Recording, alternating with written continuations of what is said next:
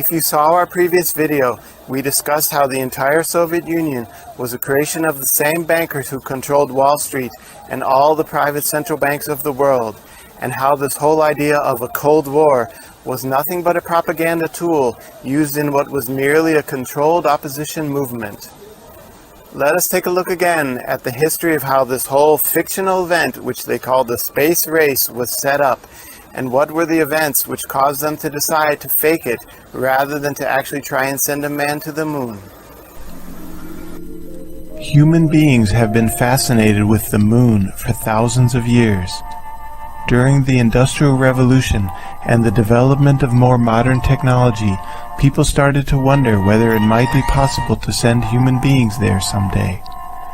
Jules Verne's novel From Earth to the Moon in 1865 and then its sequel Around the Moon in 1870 were some popular books written in the 1800s about going to the moon. Once the art of motion pictures had been discovered, one of its first uses was to make a film about sending a man to the moon in 1902 with Georges Méliès' A Trip to the Moon. Another one of the early films was the 1929 film Women in the Moon by Fritz Lang. Even before Kennedy made his historic announcement about sending a man to the moon in 1961, there had already been a whole slew of movies inspiring people's imaginations. In 1950, a propaganda film called Destination Moon outlined a detailed plan of how they were planning on going to the moon according to the science of the time. In 1951 were other space films like The Universe and a novel called The Astronauts. In 1953 came another detailed movie called Project Moonbase and a few others such as Catwomen of the Moon. In 1955 was the film Conquest of Space. In 1957, films about going to the moon included Quatermass 2 and Road to the Stars. In 1958 came the film From Earth to the Moon and Missile to the Moon. In 1959 came the TV series Men into Space and other space travel adventure films such as The Angry Red Planet and Battle in Outer Space. The Three Stooges even went to space as early as 1959 in Have Rocket, Will Travel. Finally, in 1960, came several space-related films such as The Cape Canaveral Monster, Visit to the Small Planet, and The Silent Star. There were also very specific movies about sending men to the moon in 1960, such as Man in the Moon and 12 to the Moon. And finally, a full-fledged propaganda film in 1960 called I Aim at the Stars, which pictured Wernher von Braun as the hero of the space mission. Wernher von Braun himself had made his own propaganda film in 1955. Walt Disney had opened the Tomorrowland theme park, which featured a giant rocket outside. Besides all the movies about going to the moon, there were also children's toys. During the 1950s, many toys companies started putting out toys of astronauts and rocket ships. So as we can see, by the year 1961, when President Kennedy delivered his historic speech, America was already full of propaganda, getting people's hopes up. And even as early as 1958, when NASA was first created, the pressure was already on for them to send a man to the moon. Let us take a look at the official Cold War space race version of history which we are being told. According to the official version of history, the Russians suddenly, out of nowhere, launched the Sputnik satellite on October 4th, 1957. And this event supposedly took America by surprise, as if America had no prior knowledge that the Russians were planning to do this. The more one studies history and sees how totally dependent the Soviet Union was on Western technology, the more laughable this "it took us by surprise" theory becomes. All of the technology which the Russians had for sending a satellite into space came from America, and this Sputnik program was not some sort of secret program which the Soviets were able to hide from the Americans. In our previous video, we discussed how the Soviets were entirely dependent on the USA and Europe for their nuclear power program all throughout the 1950s, and even the computers they were using for their rocket program also came from America. The Americans started their first rocket program with the intention of carrying humans to space as early as 1946 with Project Atlas.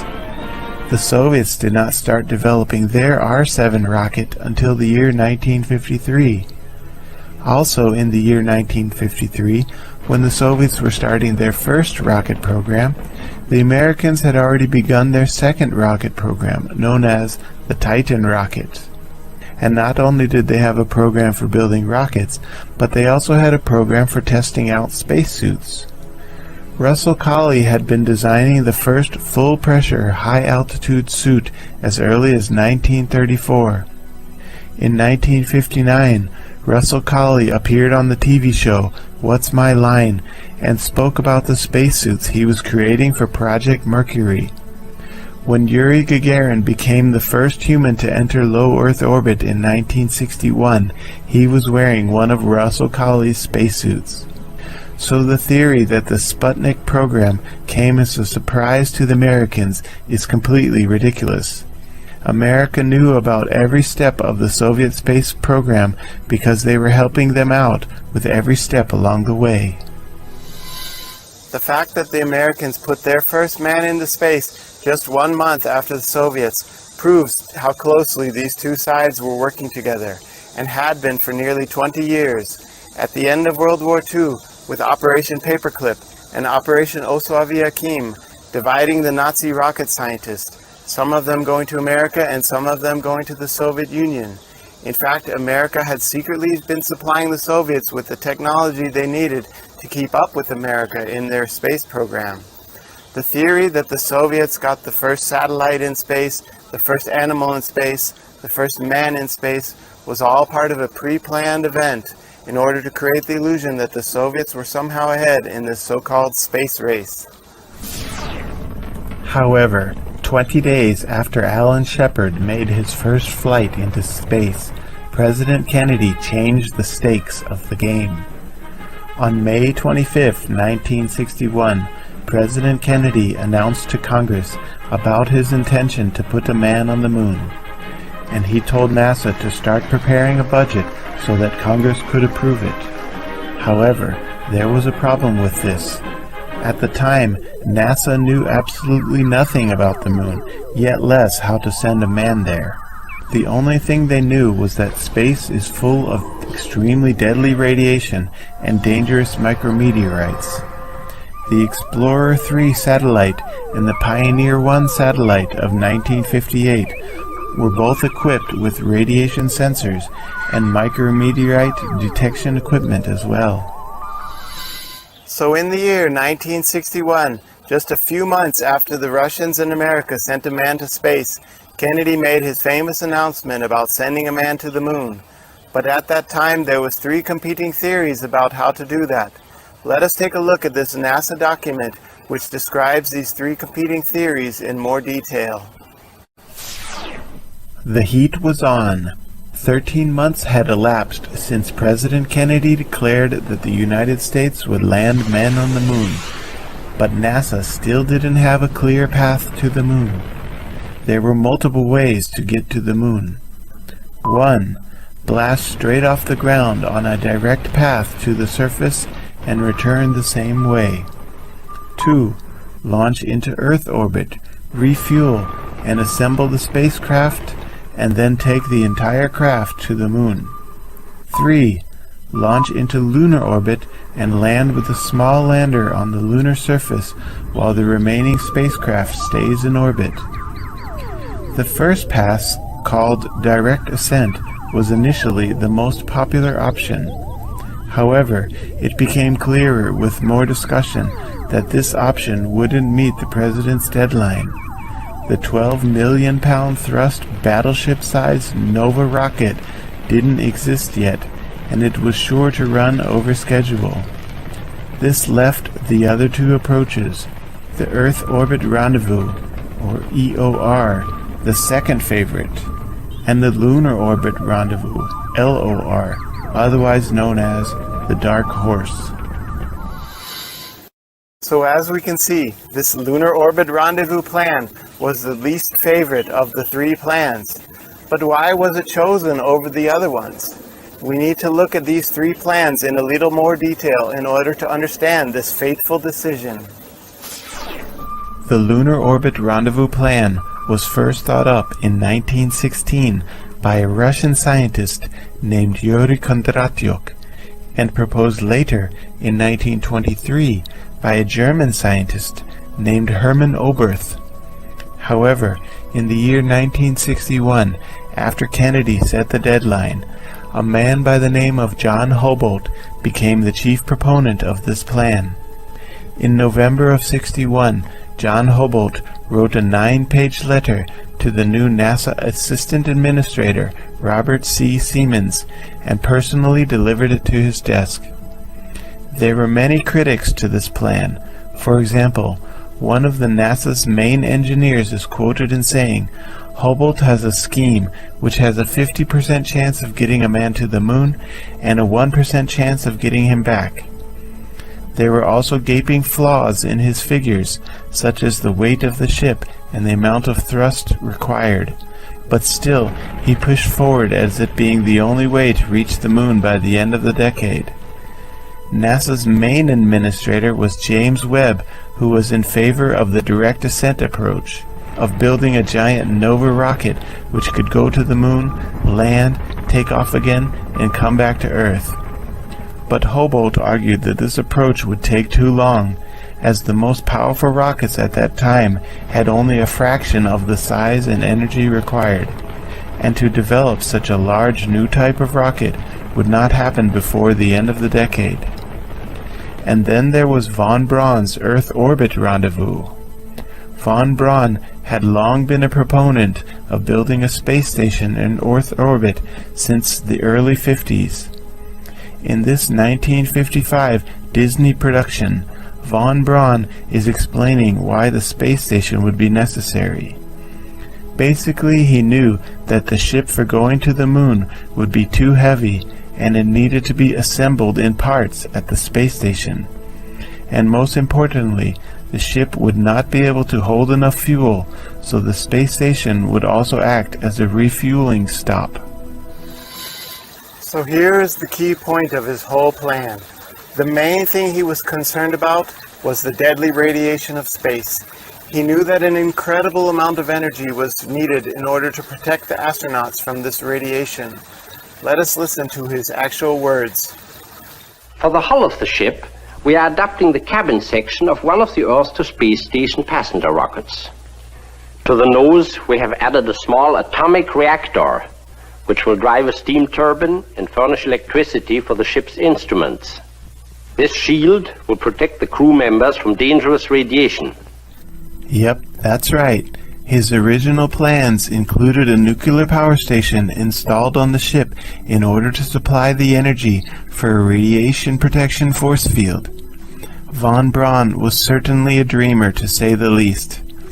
In 1950, there was still not so much known about nuclear power stations, but one thing was known: it was the most powerful source of energy on the planet.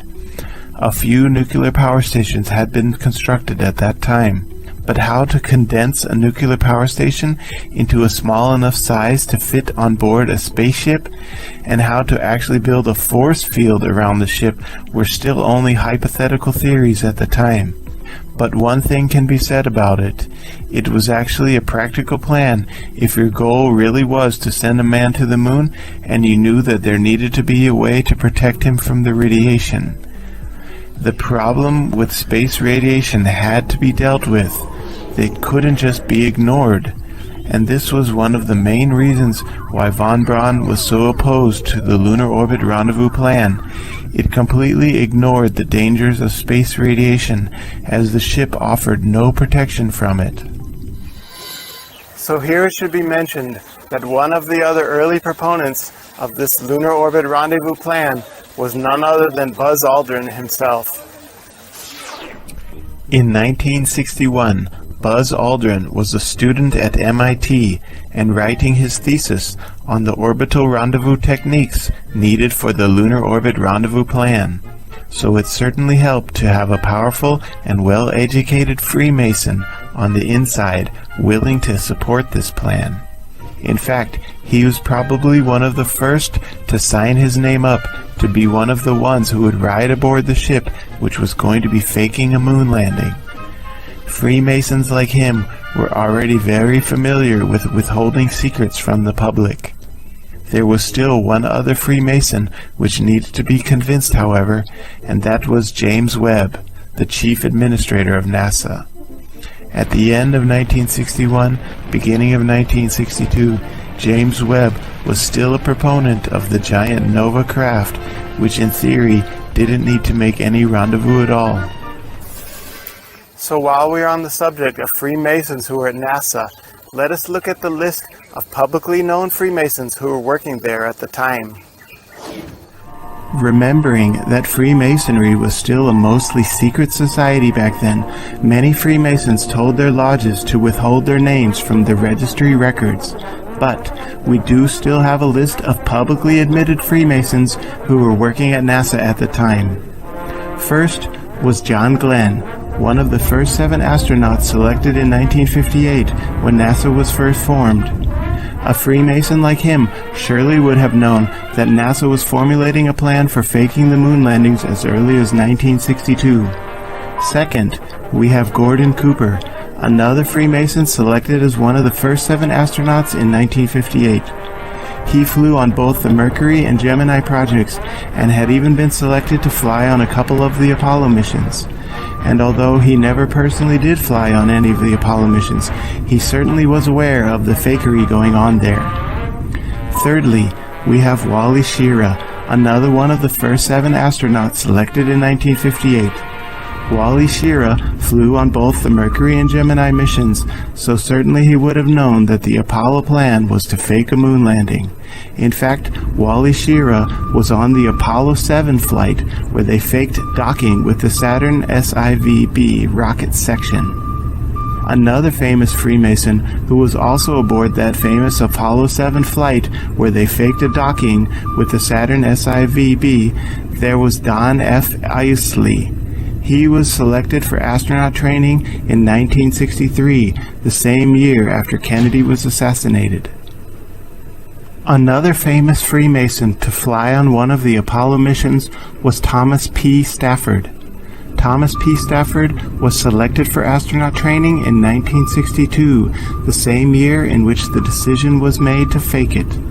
He was one of the astronauts present on Apollo 10 when they pretended to have flown to the moon and orbited it. Another famous Freemason to fly on one of the Apollo missions was Edgar Mitchell. He began his astronaut training in 1966 and had been originally selected for Apollo 10 but never flew on it. Instead, he flew on Apollo 14 where he pretended to be walking on the surface of the moon for 9 hours. Still another famous Freemason to have faked being on the surface of the moon was James Irwin. He also began his astronaut training in 1966 and had been selected as a backup crew for both Apollo 10 and 12. But rather than playing his part in either one of those fake missions, he instead helped fake the Apollo 15 mission, where he pretended to be walking on the moon for 18 hours and 30 minutes. He also pretended to be the first one to drive a rover on the surface of the moon. Now, let us look at some of the famous Freemasons we had in the ground crew.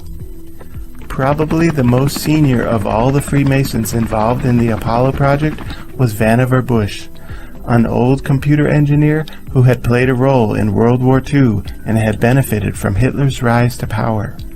He was no stranger to top-secret projects either. He had also been one of the chief administrators of the top-secret Manhattan Project. Another senior Freemason at NASA was Kenneth S. Kleinknecht. He had been with NASA ever since its creation in 1958 and was one of the head managers for both the Mercury, Gemini, and Apollo missions. A Freemason like him surely would have been one of the ones responsible for the 1962 decision to fake it. Another Freemason on the ground was Paul J. Weitz. Although he began his astronaut training in 1966 and didn't fly on any of the Apollo missions, he had been selected, however, to fly on the canceled Apollo 20 mission. But all those missions beyond Apollo 17 were destined to be canceled anyway. Those Freemasons at NASA knew that the 9 fake missions to the moon was enough, and faking any more might have put them at risk. And finally, we have Gus Grissom. Gus Grissom was one of the first 7 military pilots selected in 1958 for astronaut training. Being that he was also a Freemason, he surely would have been in on the plan of faking a moon landing when the idea was concocted in 1962. He had already flown on 2 Mercury missions when he was selected for the first Apollo 1. His famous last words were, "How are we going to get to the moon when we can't even talk between 2 towers?" Many people consider this as a type of whistleblowing which cost him his life. That and his famous protest of placing a lemon on the door of the Apollo craft. And although he never officially blew the whistle on the fact that the Apollo missions were going to be a hoax, he certainly knew about their plans of faking it from the beginning, and the fact that he made subtle hints about potentially blowing the whistle, it certainly made him a liability to the project. So as we can see, there was James Webb and Buzz Aldrin and at least 12 other publicly admitted Freemasons working for NASA during the Apollo program. And these were just the publicly admitted Freemasons. There was probably dozens of other Freemasons there who didn't want to publicly admit it. But there's still one other name we need to add to this list. One other famous publicly admitted Freemason who also knew about NASA's plans for faking the moon landing. And here he is, Lyndon Baines Johnson, the same Freemason who happily stepped into office once Kennedy had been assassinated. In fact, it was also in 1963 that NASA became very public about their lunar orbit rendezvous plan and started releasing propaganda films to the American people. Here is a photo of Freemason LBJ with Freemason astronaut Wally Schirra from 1964. And here is another photo from 1965 with Freemason LBJ and Freemason James Webb discussing the lunar orbit rendezvous plan and how the hoax was going to be pulled off. But Lyndon Baines Johnson wasn't the only president who was in on the hoax. Nixon had to have known that it was going to be a hoax as well. But while LBJ was a very public and outspoken Freemason, Nixon didn't want to admit it publicly. However, here in this Freemasonic document we have our proof. In the year 1957, while Nixon was still Vice President, he visited the Masonic Temple of Alexandria, Virginia, and helped to dedicate the new Knights Templar room. If he would not have been a Freemason himself, he would not have been invited by them to help dedicate one of their most sacred monuments.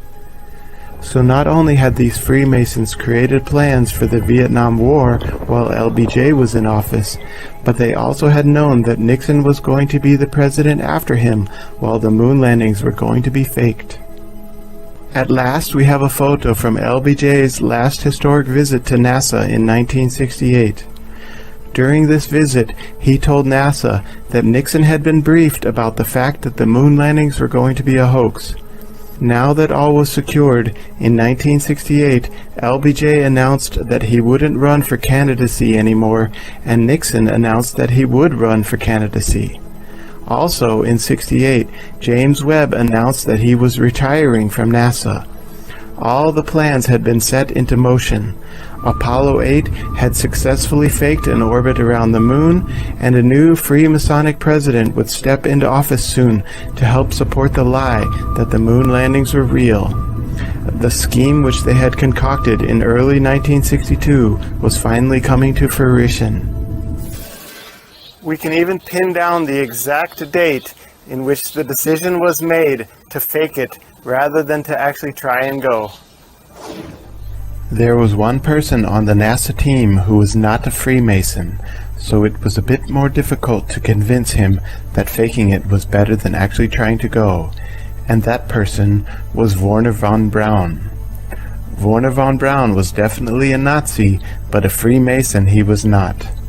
From his childhood, he really had his heart set on sending a man to the moon, so this whole idea of faking it would not have gone down very easy on him.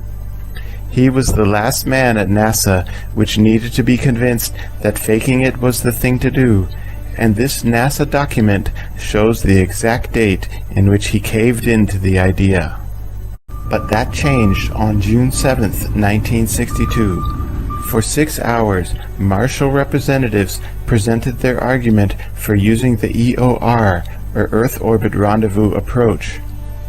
At the end of the day-long meeting, and after months of steadfastness, von Braun stood up and read from a sheet of paper he had been scribbling on over the course of the day.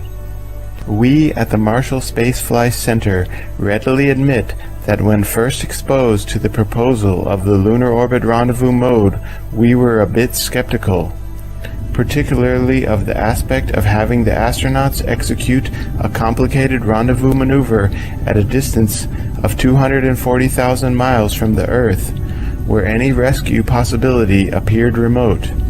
However, we have spent a great deal of time and effort studying the three modes, and we have come to the conclusion that this particular disadvantage is far outweighed by its advantages. So that was it. On June 7th, 1962, von Braun finally caved into the idea of faking it rather than actually trying to go. After all, his life and career rested upon NASA. In the year 1960, the movie called I Aim at the Stars came out in movie theaters all over America, and this movie showed clearly about von Braun's history with the Nazi Party. From that time, the press started getting on him about that point. There are press interviews with him from the early 60s where the interviewer would ask him specific questions about his Nazi past. Von Braun had been trained to answer these questions in a typical manner which would display his American patriotism. And although he truly did have his heart set upon sending a man to the moon, if he would have refused to play along with these Freemasons' plans of faking it, NASA could have easily withdrawn their support for the theory that he was a great American nationalist, and the media would have torn him apart as a Nazi sympathizer. So as we can see, it was on June 7th, 1962, from the moment von Braun finally caved in, that all at NASA were on board with the plan of faking it. So by the year 1962, NASA had decided the only way to get a man to the moon by the end of the decade was to go ahead and fake it. But there was still 3 obstacles standing in the way. First was Kennedy. He would have never gone along with such a scam. Secondly, they needed to have the actual technology to send unmanned crafts to the moon and bring rocks back in order to fool the public into thinking those rocks had been brought back by human beings. And thirdly was the Russians. The Russians had to be told that NASA was planning on faking this moon landing, and they were not to be blowing the whistle on it. Getting Kennedy out of the picture is an event we can certainly pin down to an exact date. Everyone remembers that tragic day on November 22nd, 1963, when Kennedy was assassinated right there in Dealey Plaza in cold blood. There were several reasons why the powers that be wanted Kennedy out of the picture. First of all, he was not willing to step up the American troops in Vietnam. This was one of the bankers' main objectives. Secondly, he would have never been okay with a bunch of Freemasons planning to lie to the American public about sending a man to the moon. Thirdly, he was pretty much against Freemasons and secret societies anyway. Most people are familiar with the speech he gave in 1961 about the dangers of secret societies and secret proceedings. The Freemasons at NASA probably never forgave him for delivering such a speech. And last but not least, in fact, the most important reason why the bankers wanted to get Kennedy out of the picture, his Executive Order 11110 to print debt-free, silver-backed certificates was a direct threat to the private central bank. The same thing which Lincoln tried to do with his greenbacks just before he was assassinated. And the Freemason Lyndon Baines Johnson was happy to take over the role of presidency, giving the bankers their Vietnam War and giving NASA the green light to go ahead and fake the moon landings. But the second obstacle was that NASA needed to have the actual technology to send a craft to the moon and bring rocks back in order to convince the public that those rocks had been brought back by human beings.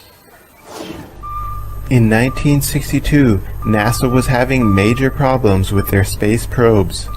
In January of 1962, the Ranger 3 probe was launched towards the moon, but the guidance and control systems for both the probe and the rocket failed, and it completely missed the moon. In April of 1962, the Ranger 4 rocket did a good job, but the probe malfunctioned, and only the seismometer packet functioned all the way down to lunar impact. In October of 1962, the Ranger 5, both the probe and the rocket navigation systems failed, and the probe completely missed the moon. Starting in 1963, they began investigating why they were having so many failures, and it was discovered that the gold plating on the diodes was flaking due to the conditions of space.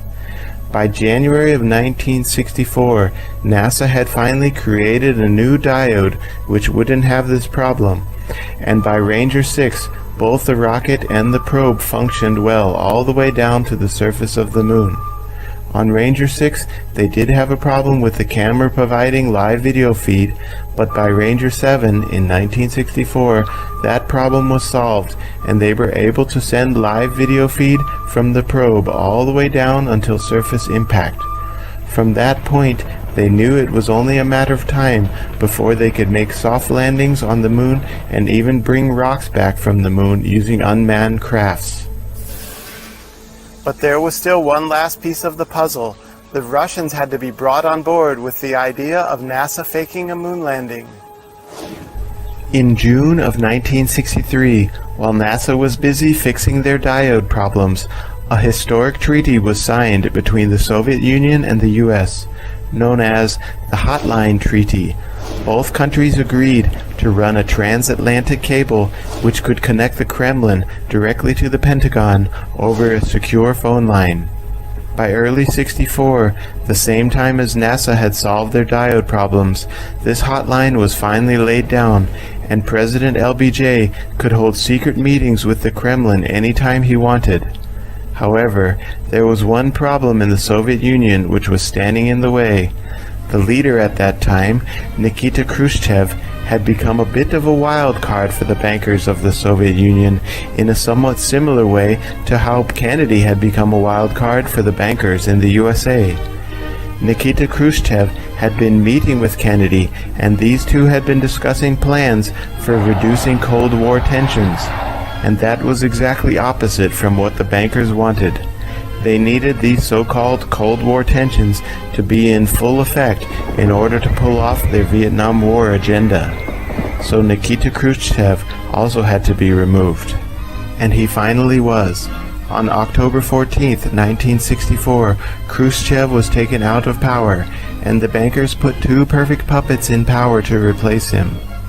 The Brezhnev-Kosygin team were the perfect duo to carry out this Cold War hoax, and both sides would happily be fighting against each other in the upcoming Vietnam War.